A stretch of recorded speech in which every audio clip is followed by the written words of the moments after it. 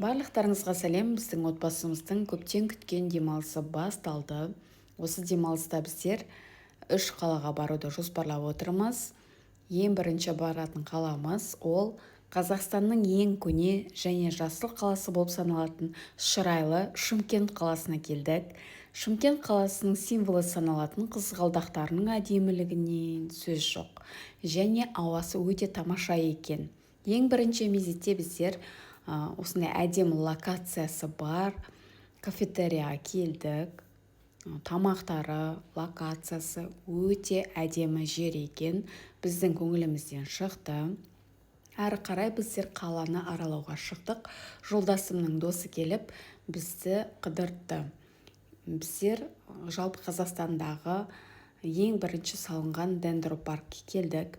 Дендропарктың көлемі 117 гектарды құрайды және де әлемнің түкпір-түкпірінен алынған 560 өсімдіктің түрі, теректердің, бұталардың түрлері өсіріледі екен. Сонымен қатар жануарлар да бұл жерде бар екен, құстардың түрлері бар екен.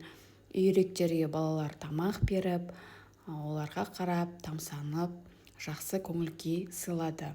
Шымкент қаласы бізге өте қатты ұнады.